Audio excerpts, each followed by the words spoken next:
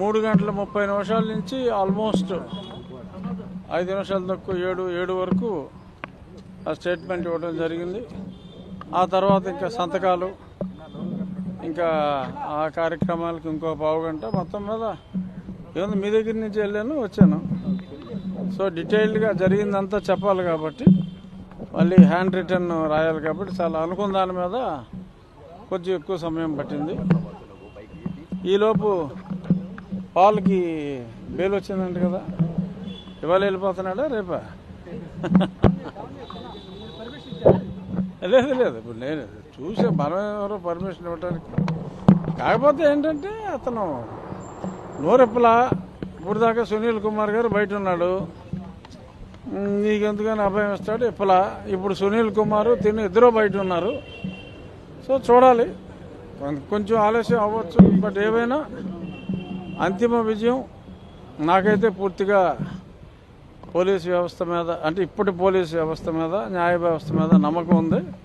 So ఖచ్చితంగా ఇంకో 10 రోజులు ఆలస్యమైనప్పటికీ కూడా డెఫినెట్గా నిందితులు శిక్షించబడతారు. విజయపాల్ మెయిన్ ఫెలో, ఐఓ, అతని సమక్షంలోనే అన్నీ జరిగినాయి. అందరికీ తెలుసు, జరిగింది ఏంటో తెలుసు. కానీ మరి చట్టానికి సాక్షుల వివరాలు కావాలి కాబట్టి కొంత ఆలస్యం అవ్వచ్చు. డెఫినెట్గా రాబోయే రోజుల్లో ఇంకా చాలామందిని పిలిచి ఎంక్వైరీ చేసే అవకాశం ఉంది. ఎందుకంటే కొన్ని రిమాండ్ రిపోర్ట్లు మేము చూస్తాం కదా కోర్టులో. నేను కూడా ఇంప్లీడ్ అయ్యాను కాబట్టి చూసిన వీటి ప్రకారం, కేసు డైరీల ప్రకారం డెఫినెట్గా కేసు ఒక కొలిక్కి నేను అనుకున్నంత స్పీడ్గా కాకపోయినా త్వరితగతినే వస్తుంది. అందులో ఎటువంటి అనుమానం లేదు. ఏమి కనపడతల్లా.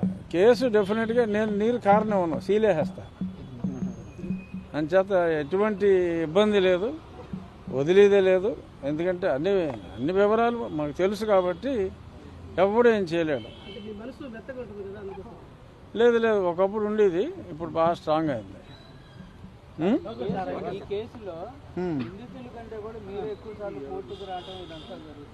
అంటే పర్సువేషన్. ఎందుకంటే నేను వదలను ప్రతిదీ కూడా. నా ప్యారలల్ ఇన్వెస్టిగేషన్ కూడా నేను చేసుకుంటున్నాను. సో నా ప్యారలల్ ఇన్వెస్టిగేషన్ అంతా కూడా నేను కూడా పట్టుదలగా చేస్తాను కాబట్టి నేను 164 స్టేట్మెంట్ ఇవ్వకపోయినా ఇబ్బంది లేదు. అయినా సరే నేను పట్టుదలగా వచ్చి 4-4:30 గంటల పాటు ఇక్కడ కూర్చుని ఓపికగా ఇస్తున్నాను. అంటే ఈ కేసుని వదిలే ప్రసక్తి లేదు. ఒక ఎంపీగా ఉన్న వ్యక్తిని ఇంత దారుణంగా కొడితే అతనికే న్యాయం చేసుకోలేకపోతే వ్యవస్థల మీద ప్రజలకు అనుమానాలు వస్తాయి. వ్యవస్థల్ని ప్రజలు అసహించుకునే పరిస్థితి వస్తుంది. సో కాబట్టి నేను దీన్ని ప్రెస్టీజియస్గా తీసుకుని ఇంత పోరాటం చేయవలసి వస్తుంది. డెఫినెట్గా మీరు అన్నట్టు ఇది నేను కాకపోతే అసలు ఏమి ఉండేది కాదు. అసలు అప్పుడే లేపేసి ఉండేవారేమో కూడా తెలియదు.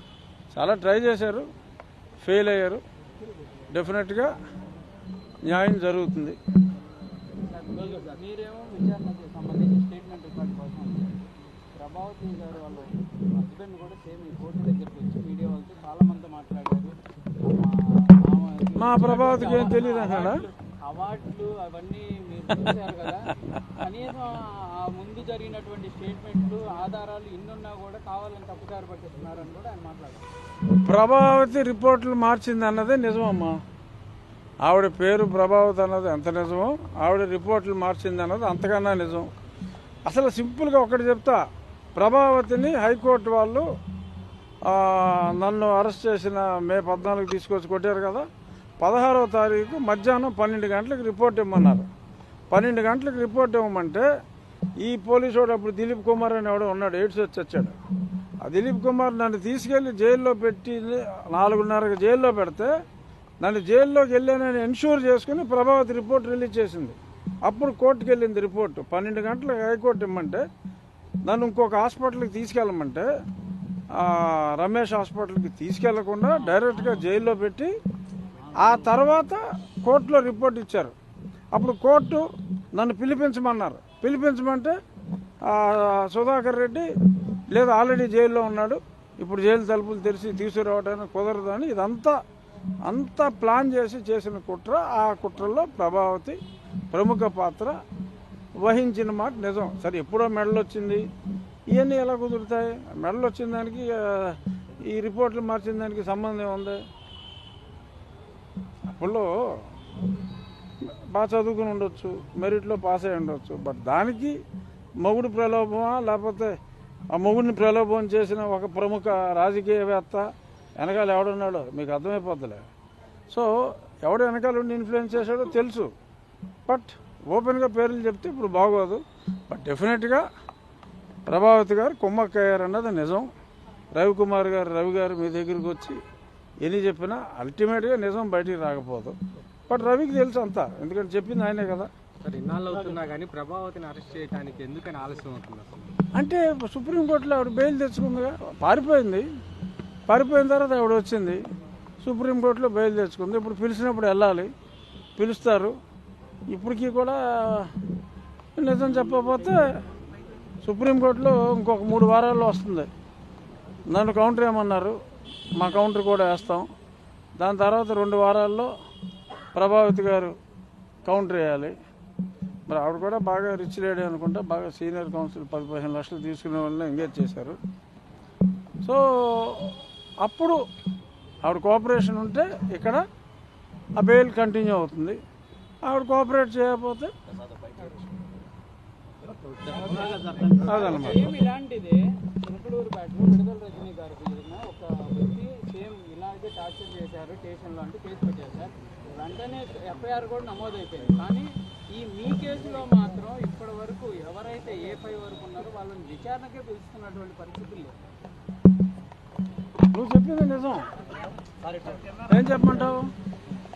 నువ్వు చెప్పింది నిజం, ఆలస్యం జరుగుతున్న మాట నిజం. సునీల్ కుమార్ని ఎప్పుడో పిలవాలి, సునీల్ కుమార్ని ఎప్పుడో సస్పెండ్ చేయాలి. అతను పిలవని మాట నిజం, అతన్ని సస్పెన్షన్ చేయని మాట నిజం. ఇవన్నీ నిజాలే. బట్ ఇన్ని నిజాలున్నా నమ్మకం అనేది ఒకటి నన్ను నడిపిస్తుంది. చూద్దాం ఎన్ని రోజులు సస్పెండ్ చేయకుండా ఉంటారు, ఎన్ని రోజులు ఎవడు కాపాడతాడు? ప్రజాస్వామ్యంలో ప్రజలు ఉన్నారు కదా. ఇప్పుడు మీరు ప్రశ్నించినట్టే రేపు ప్రజలు ప్రశ్నిస్తారు కదా. రజనీ మీద కేసు పెట్టిన వాళ్ళకి న్యాయం చేస్తారు, రాజుగారు పెట్టిన వాళ్ళకి న్యాయం చేయరని ప్రజలు అడుగుతారు కదా. వాళ్ళు మీరు అడిగారు, రేపు 100 మంది అడుగుతారు, ఎల్లుండి 1000 మంది అడుగుతారు. ఎంతమందిని ఎన్ని రోజులు కాపాడగలరు ఎవరైనా? బట్ ఎవడు కాపాడుతున్నాడో నాకు తెలియదు. బట్ ఎవడైనా ఎన్ని రోజులు ఎక్కువ రోజులు కాపాడలేరు. సో కాబట్టి డెఫినెట్గా ఇప్పుడు దాకా సోదరుడు అడిగిన మాట నిజం.